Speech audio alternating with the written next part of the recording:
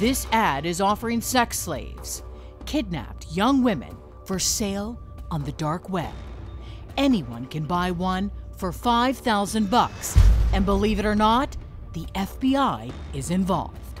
This was a type of undercover operation that had never been done before. And it's uncovered sheer terror. I will put gags on them so they can't open their mouth, they can drink water, and that's it. Just listen to a phone call from one of the prospective buyers. Wherever they go in the house, they're going to have a chain, and there's going to be a place in the floor that it locks into. It all started with a tip to the feds. A Malaysian website was offering Asian women as sex slaves. The site, targeting customers in the underground world of sex and bondage, also known as BDSM. The thing about the BDSM community is that it is it's a certain subculture that engage in a relationship where there are two different roles, a dominant and a submissive. But all the activity that goes on is consensual. So it's not illegal? It's not illegal. Participation is completely consensual. And that's what the community says, and that's part of what they do. And it was actually a member of the BDSM community who tipped off the FBI. One of the users of a BDM site saw this advertisement and then reported it to law enforcement because he believed that it was illegal and it was wrong. The tipster's concern was legit, but the Malaysian website offering up the sex slaves was not. So we started investigating that and found out that it was just fraud. They just wanted money sent to them, and then they would not send any slaves. The cop behind the blur is an undercover detective of the Phoenix Police Department. We've agreed to protect his identity because he is a part of a special secret task force that puts sex traffickers behind bars. He was brought into work with the FBI. Whoever was selling those slaves, their server was based out of Phoenix. So that's how we ended up with the complaint. Even though the sex slave site was a phony, it gave cops a chance to catch some real sickos. After we ruled out the fact that this organization in Malaysia was a hoax, was a fraud scheme, we didn't think that the investigation should end there. And the reason why was because we had identified over 100 potential targets in the US who had at least expressed an interest in purchasing and controlling a person permanently against their will for sexual or domestic type slavery. That's right, 100 people were ready and willing to pay for a sex slave. Agent Blay and the detective came up with an idea for an undercover sting. Create their own online ad to bust predators prowling the internet. We had undercover officers pose as kidnapped females, posted photos, but we blacked out their face. We put ads on the same websites that the Malaysian ads were on S&M websites. We posted those with an email address, and when they emailed us interest, we gave them a phone number and had a phone conversation with the guys that were interested. Your undercover was very clear in the transactions and in the emails and the correspondence that these are non-consenting females. The entire time of the investigation, every conversation that our undercover had with the subject, he mentioned during that conversation the fact that these females were kidnapped and these females were non-consenting and that everything that we were doing was illegal. Once the trap is set, it doesn't take long for the pervs to come calling. The FBI claims Edward Candle and Edward Stevens, both from Arizona, came with cash in hand.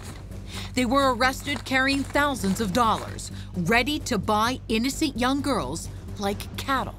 And just listen to the terrifying list of things found at Stevens' home.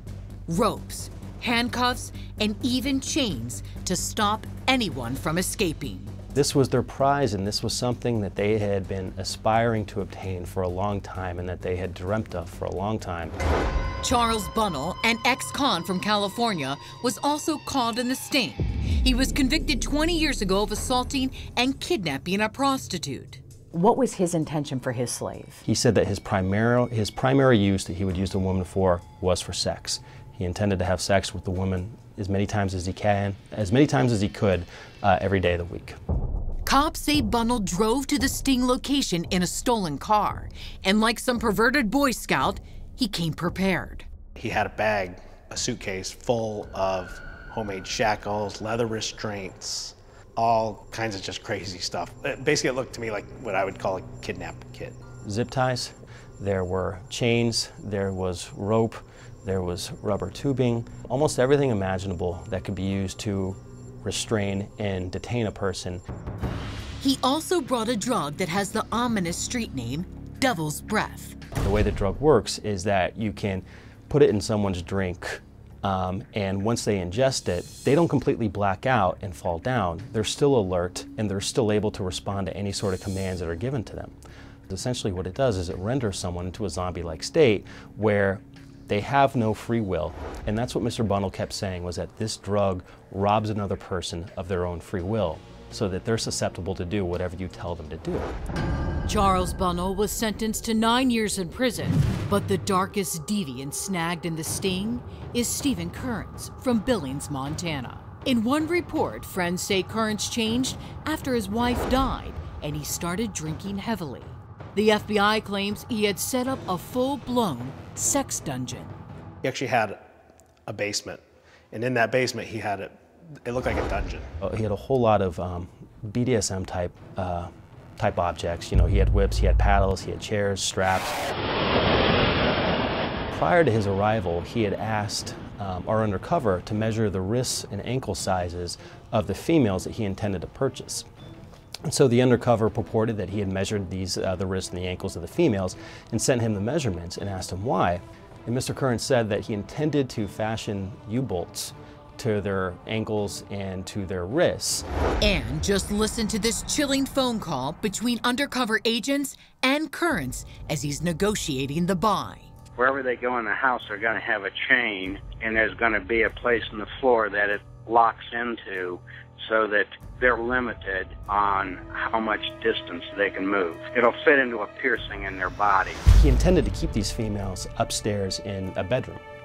And one of the things that we saw was that in this bedroom, he had actually taken these chains and affixed them to the wooden floorboards and then stretched them out so that the chains could reach no further than the adjacent bathroom.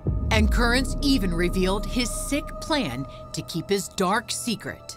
The other thing I decided too is that when anybody comes over, I'm going to have the girls upstairs and put away. And then I will put gags on them, and I'll use those cage gags that go on the head so they can't open their mouth, but they can drink water.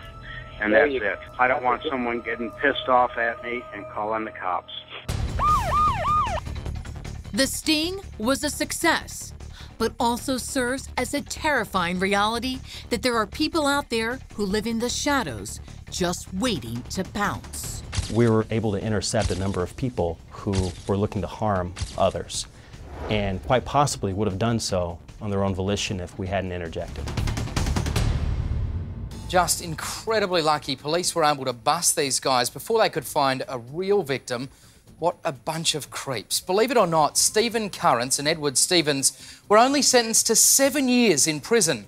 Edward Candle received only a 5-year sentence. So now, we want to hear from you on this case. Do you think these suspects deserved more prison time? Tell us what you think on our Facebook page.